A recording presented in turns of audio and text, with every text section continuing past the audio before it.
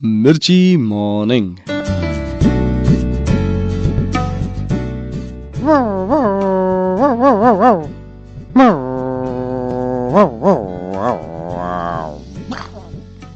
આવો અવાજ સંભળાય એટલે તમને ખબર પડી જાય કે આ શેનો અવાજ છે.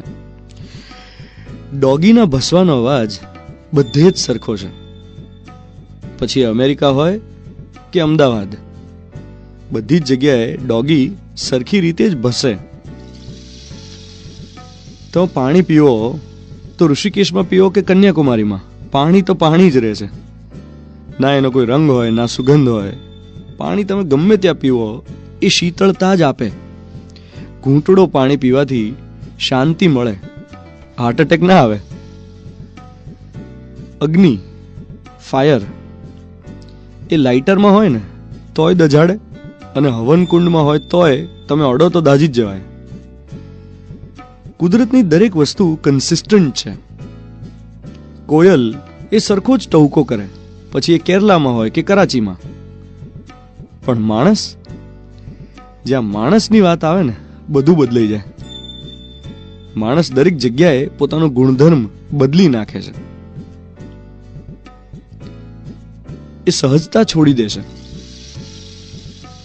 કોઈ બીજાની સફળતા જોઈને જલી જાય, કોઈને આગળ ન વધવા દે, ટાંટિયા ખેંચ કરે.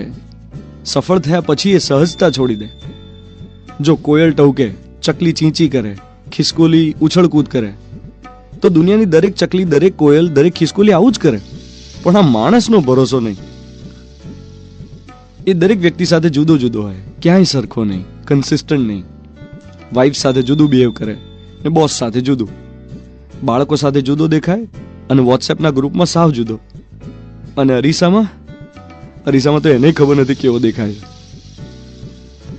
આજનો મોર્નિંગ મંત્ર: જેવા હોઈએ એવા દેખાઈએ, જેવા અંદરથી હોઈએ એવા બહાર વર્તાઈએ, અને બંને જગ્યાએ સરખા રહી શકીએ એવી શુભ ભાવના સાથે આજના દિવસની શરૂઆત કરીએ. કે માણસ તરીકે આપણો ગુણધર્મ આપણે ગુમાવીએ નહીં.